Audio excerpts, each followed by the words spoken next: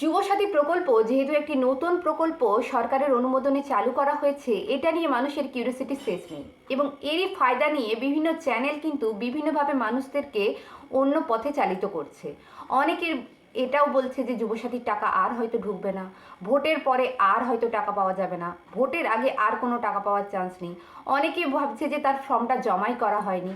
এই নিয়ে নানান রকম কৌতূহল মানুষের মধ্যে লেগেই চলেছে, কারণ যুবসাথীর টাকা অনেকের কাছে ঢুকেছে, অনেকের কাছে ঢোকেনি, অনেকের পেন্ডিং হয়ে গেছে, অনেকের ফেলড হয়ে গেছে, অনেকের অনেক রকম সমস্যা দেখা দিচ্ছে। তাই এই যুবসাথী নিয়ে কিউরিওসিটির শেষ নেই। তো আজকের ভিডিওতে একদম সঠিক ইনফরমেশন আপনাদেরকে দেব, তাহলে আপনাদের প্রত্যেকটা ডাউট কিন্তু ক্লিয়ার হয়ে যাবে। যুবসাথী প্রকল্পের টাকা অনেকের কাছেই পৌঁছে গেছে। যাদের ব্যাংক অ্যাকাউন্টে কোনো প্রবলেম আছে তাদের টাকা কিন্তু ফেলড হয়ে যাচ্ছে। তাই আগে আপনাদের ব্যাংক স্টেটমেন্ট, আপনাদের ব্যাংকের সমস্ত বই ঠিকঠাক আছে কিনা, চালু আছে কিনা, এগুলো আগে ভালোভাবে কনফার্ম করুন। এবং বারবার একই কথা আপনাদের প্রত্যেকটা ভিডিওর মাধ্যমে জানাচ্ছি যে যদি না এসএমএস এসে থাকে তাহলে ভয় পাওয়ার কিন্তু কোনো কারণ নেই।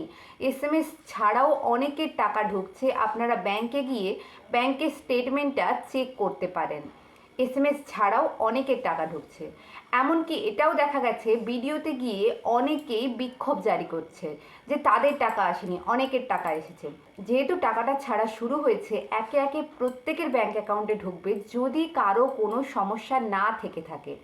এবার অনেকেই হয়তো লক্ষ্মী ভাণ্ডার পাচ্ছে, তারা যুবসাথী ফিল আপ করেছে, তো যুবসাথী ঢুকবে না।